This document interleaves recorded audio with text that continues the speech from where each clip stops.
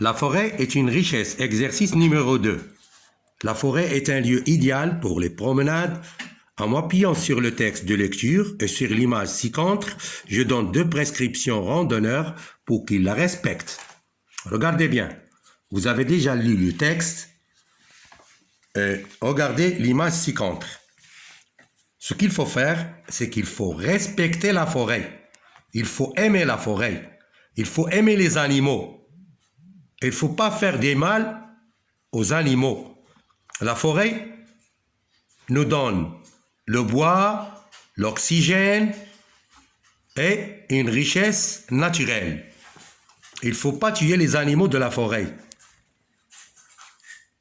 Il faut protéger ces arbres qui nous donnent de l'oxygène. Il ne faut pas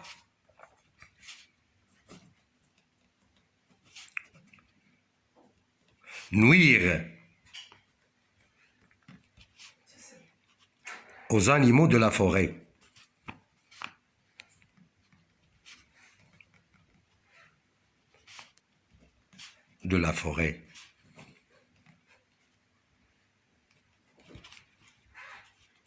Il ne faut pas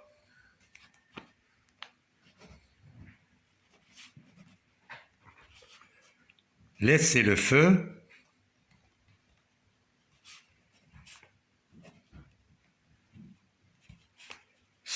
sans l'étouffer.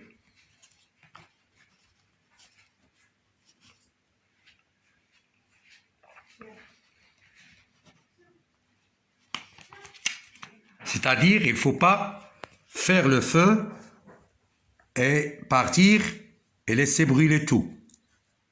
ما تخلوش العافيه في الغابه. الا شعلتوا العافيه باش تقضيو بها شي غرض خاصكم تطفيوها عاد تمشيو وتكونوا حريصين على الاماكن اللي نتوما فيها واحترموا الحيوانات ديال الغابه.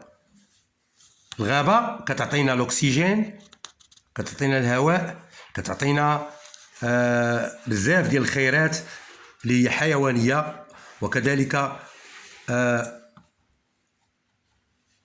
خيرات الأشجار كذلك والخشب. يعني إنها أول كنز لحياة الإنسان. C'est le premier trésor pour la vie de l'homme. Il faut protéger la forêt. Protéger la forêt.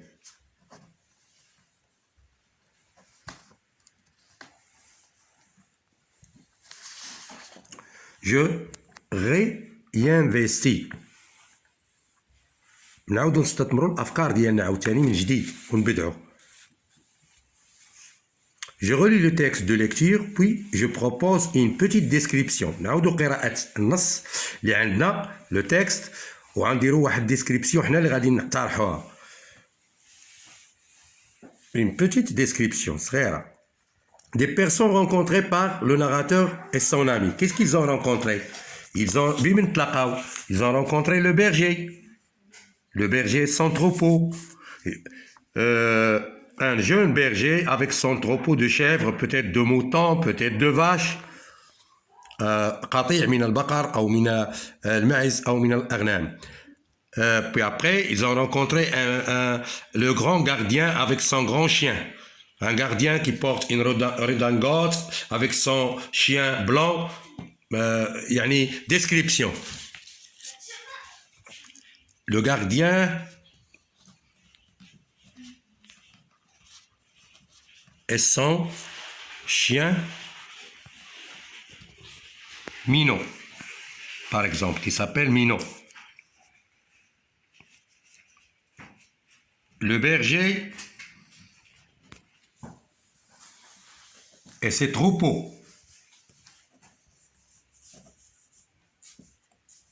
Ses vaches, ses moutons et ses chèvres.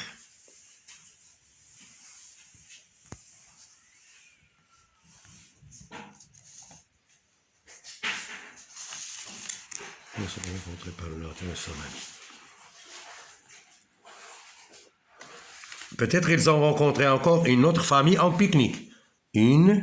واحد العائلة في البيكنيك مع وليداتها. Une famille en pique-nique. Une famille en pique-nique.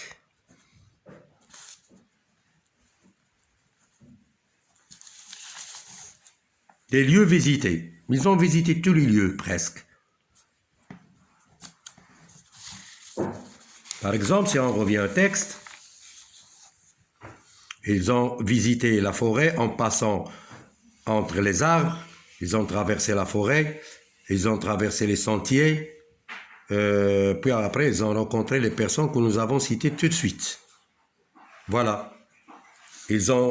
On peut imaginer qu'ils ont par exemple traversé un fleuve, ils ont traversé un ruisseau, c'est-à-dire un petit passage où l'eau coule. Ils ont visité la montagne,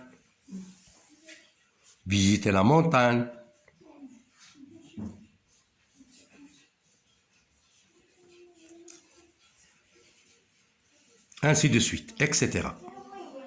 إلى غير ذلك. Des animaux vus.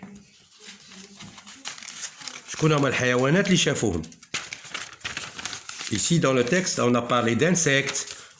Regardez, ils ont vu des plantes rares. Concernant les animaux, ils ont vu le berger et son troupeau, le chien du garde forestier, puis après des insectes bizarres. Puis après, ils ont vu les oies que vous voyez ici, dans l'image ci-contre, c'est-à-dire les canards, les gazelles, les gazelles,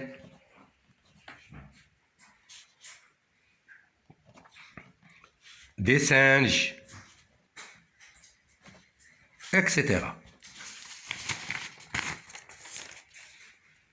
Des objets aperçus. Qu'est-ce qu'ils ont vu comme objet? Ils ont vu une cabane, par exemple, comme celle-là. Une cabane, une toute petite maison, de petites maisons, des rochers,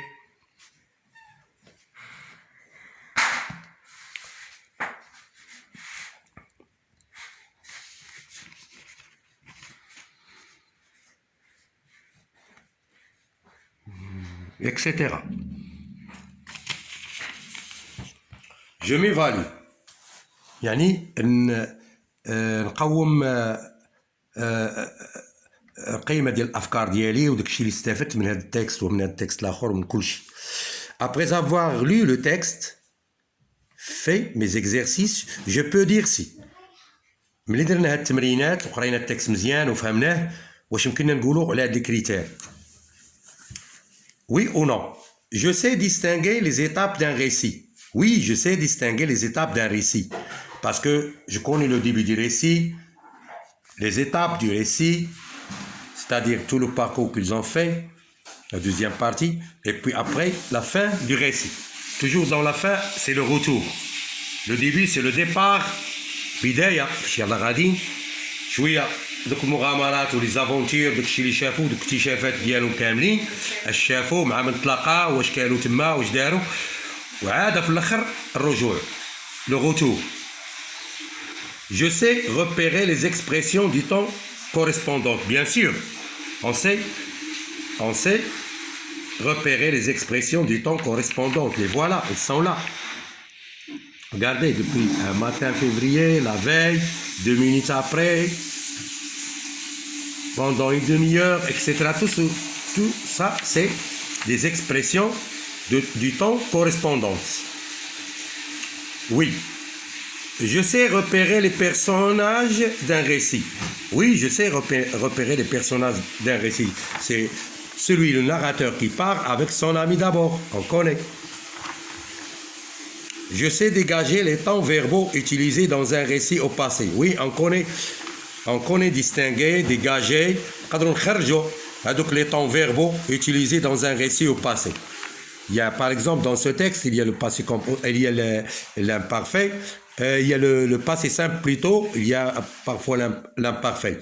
Si on va voir ce texte aussi, le deuxième texte, j'étais, il y a l'imparfait.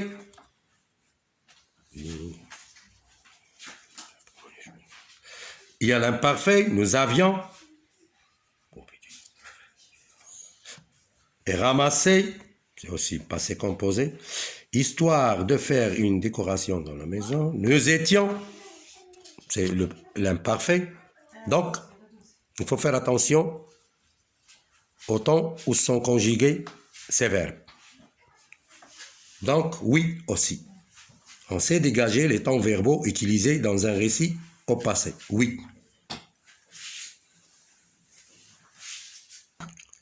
Bon, mes élèves, je vous souhaite bonne continuation. Le conseil que je te donne, c'est de bien lire le texte. Toujours, il faut bien lire, il faut essayer d'expliquer tous les mots. حاولوا تشرحوا الكلمات وحاولوا تفهموا المعنى ديال لو تكست. يعني المعنى ديال التكست راه مهم بزاف. ومن بعد كتبداو كتفكروا وكتجاوبوا بشويه بشويه ونتابعوا لي فيرب لو طون اللي هما مكونجيغين فيه هذوك لي فيرب. واش لو باسي سامبل واش لامبارفي واش لو باسي كومبوزي. المهم شي حاجه اللي هي دازت راه غالبيا كتكون في الماضي يعني كتكون في لو باسي وفي لو باسي راه فيه بزاف فيه اما لو باسي سامبل ولا فيه لامبارفي ولا فيه لو باسي كومبوزي. Bon courage.